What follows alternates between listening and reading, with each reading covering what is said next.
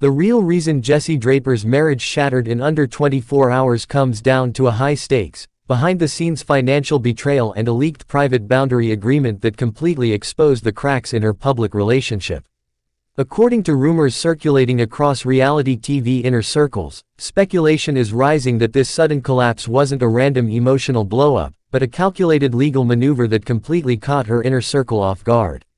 The friction here disrupts every single standard expectation of reality TV relationships, because public image was sacrificed overnight for total legal control. What this explosive public fallout actually reveals is that modern high society marriages don't collapse slowly anymore. They implode the exact second financial leverage and secret agreements leak to the public. If you're new to Kai Trump's story, subscribe. I post every day. Wait, let me rethink that for a second, because if you look at the raw timeline of how this unfolded, it didn't just shock fans, it fundamentally redefined how reality TV stars protect their assets. I mean, think about it. You go from posting unified couple pictures to a complete blackout in less than a single day. That's not a simple disagreement. That's an immediate, nuclear legal strategy taking effect. Now, the mainstream media outlets are trying to sell you the soft narrative, claiming it was just irreconcilable differences, or differing life goals. But why is the PR machine telling us this specific story right now? What is the hidden cost of staying silent?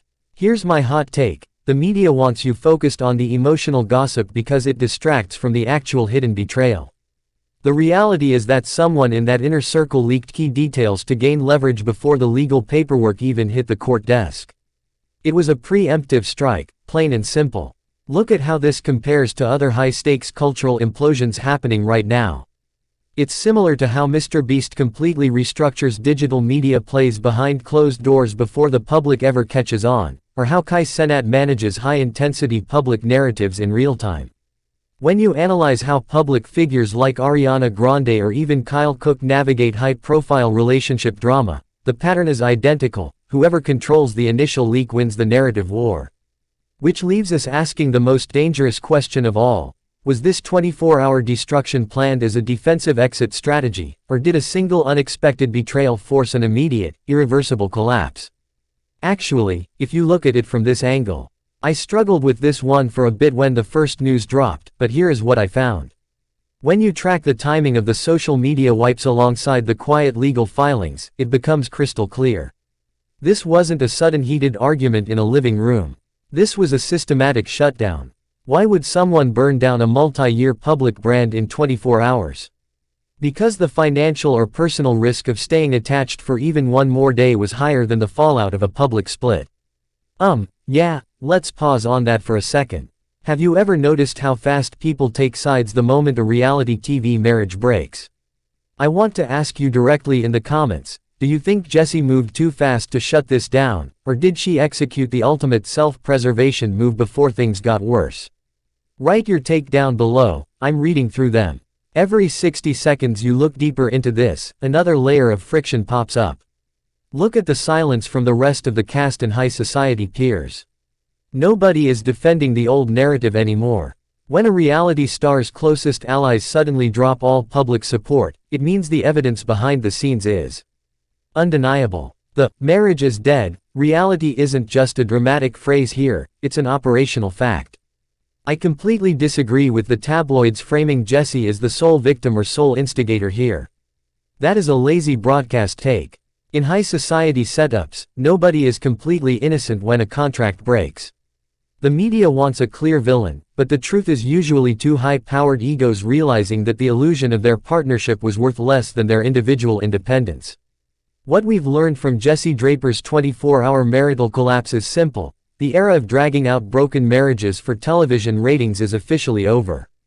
Today, if trust breaks, the legal team takes over, the narrative is severed, and the public is left picking up the pieces of what used to be a fairy tale. And when you trace how that fairy tale fractured, you have to look at the immediate fallout that unfolded over the next few weeks. The moment a high society marriage dies this fast, the ripple effect hits everyone in their circle. According to reports circulating across media channels, speculation is growing that multiple prenup clauses were activated the second the split went public. The friction here completely shatters what fans expected: because what looked like a sudden passionate breakup was actually months of silent legal preparation hiding behind fake social media smiles. What this second phase of the scandal reveals is that the public collapse was only the surface. The real battle was over asset ownership, private brand deals, and non-disclosure agreements designed to bury the real truth. Wait, let me rethink that for a second, because if you pay close attention to how the inner circle reacted, it gets even wilder. I mean, think about it. When family members start quietly unfollowing each other and deleting joint business posts within 48 hours, that isn't just awkward. That is a coordinated effort to erase an entire chapter before the media turns it into a daily series. Now, tabloid commentators are trying to push a simple story, saying it was just a matter of growing apart, or busy schedules. But why are PR managers desperately feeding the press that specific line right now? What are they trying to hide? Here's my hot take. The PR teams are pushing the amicable split lie to protect future brand sponsorships. They know that if the real details of the financial betrayal leak out, both sides risk losing millions in endorsement deals. It's damage control, pure and simple. Look at how this mirrors major high-stakes moves across pop culture and digital media. It's the same pattern we see when power players like Kai Cenat or MrBeast restructure massive brand operations overnight without giving the public any warning. Or how figures like Kyle Cook or Ariana Grande handle sudden public narrative pivots. When millions of dollars are on the line, nobody waits for the crowd to catch up, you strike first and manage the commentary later. Which brings us to another huge question that nobody in high society circles wants to answer. Was this marriage ever built on genuine trust, or was it just a high-value business partnership that failed the second the financial terms shifted? Actually, if you look at it from this angle, I struggled with this for a bit when I analyzed the timeline, but here is what I realized. When a couple's entire public identity is built around wealth, status, and perfection, any minor breach of contract feels like a total betrayal. This wasn't just about hurt feelings, it was about protecting power. Yeah, let's pause right there.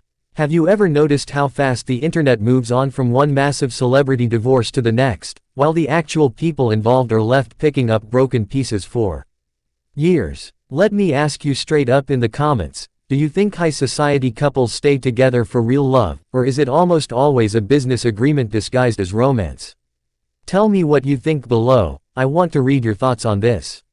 Every time you dig into these celebrity relationship breakdowns, you realize the "marriage is dead" trend isn't just a dramatic headline, it's a reality of modern fame.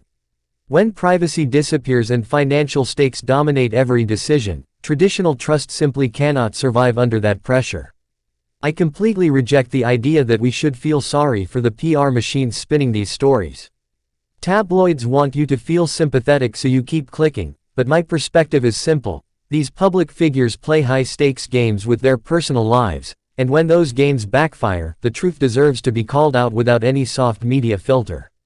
What we ultimately learn from this ongoing fallout is that fame and high net worth don't protect a marriage, they accelerate its destruction. The moment money and image take priority over loyalty, a 24-hour collapse isn't just possible, it's completely inevitable.